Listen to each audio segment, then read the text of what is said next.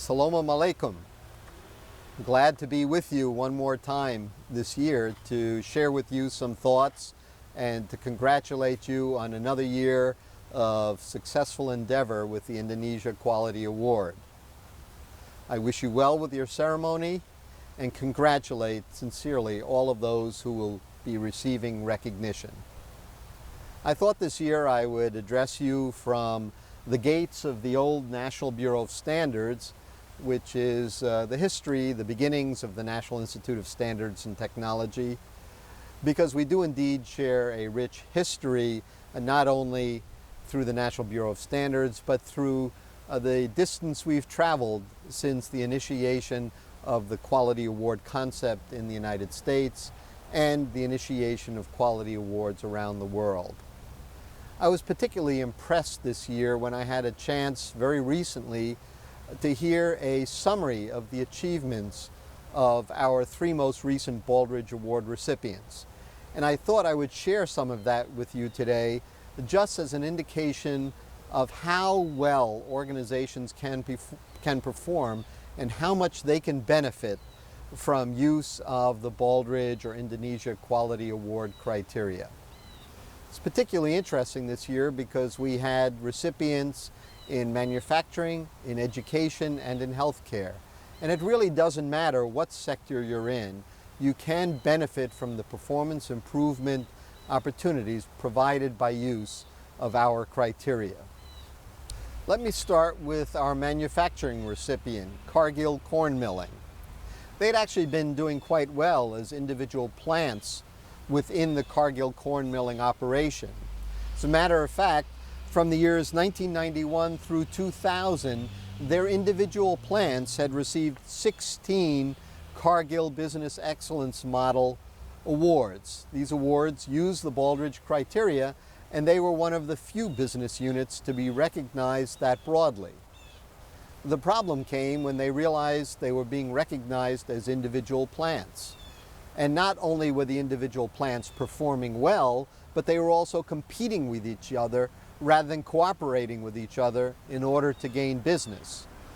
So when the model changed and Cargill Corn Milling was asked to apply as an enterprise, not only did they not receive a Cargill recognition, they didn't even receive a site visit in the Cargill process.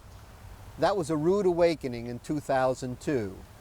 After that, they pulled together, they began to learn to operate as a team, they began to share information rather than competing business unit to business unit, and in 2008 they were recognized with the Malcolm Baldrige National Quality Award for their overall performance as a business enterprise, which not only included their business performance, but such outstanding achievements as after a devastating flood that shut down their plant, a 50-year flood of their Cedar Rapids plant, all employees remained on the payroll. They took care of families in the local community, and within 3 months after a total redo, reopened that facility in Cedar Rapids.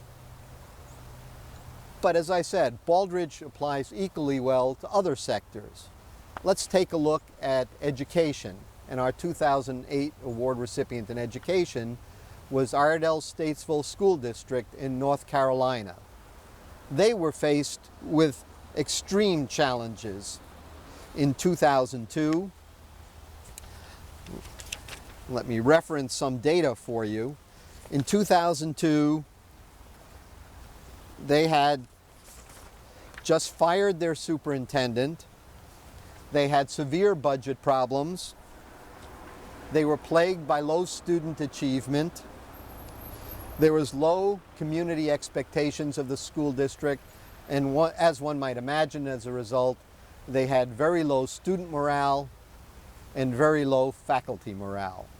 That was 2002. In 2008, they were a Baldrige Award recipient.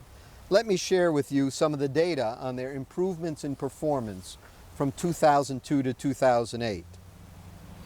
Their academic composite score went from 55th out of a little over 100 districts in 2002 to 9th in the state of North Carolina in 2008.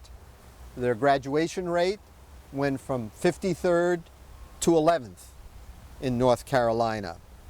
Their SAT scores, their student achievement test scores for college entrance, went from 57th in the state of North Carolina to 7th over the period 2002 to 2008.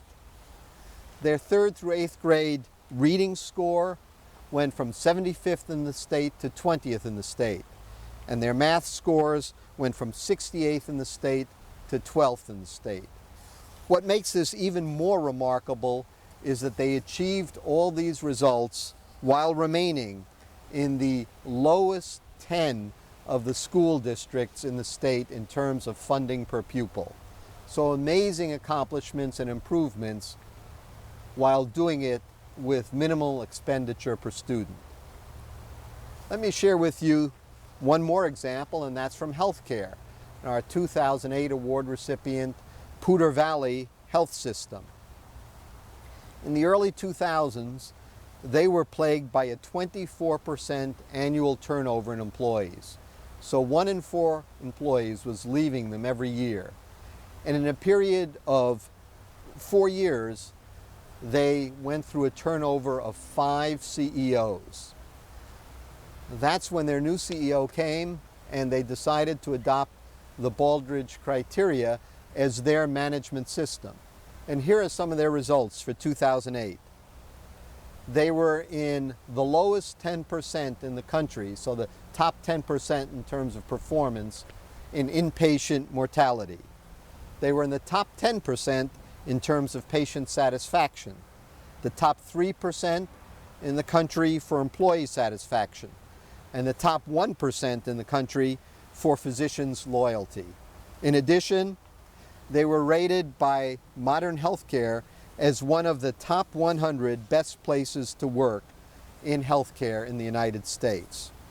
All remarkable achievements for organizations, at least in healthcare and education, that were truly struggling not that many years ago. These are the sorts of benefits that hopefully you can achieve through using the criteria provided to you by the Indonesia Quality Award, and I hope all of you will achieve the same sorts of improvements as we have seen among Baldrige Award recipients. Again, I wish you very well on your ceremony. I congratulate all of you who are being recognized, and let me just end by saying terima kasih to all of you, and I wish you well.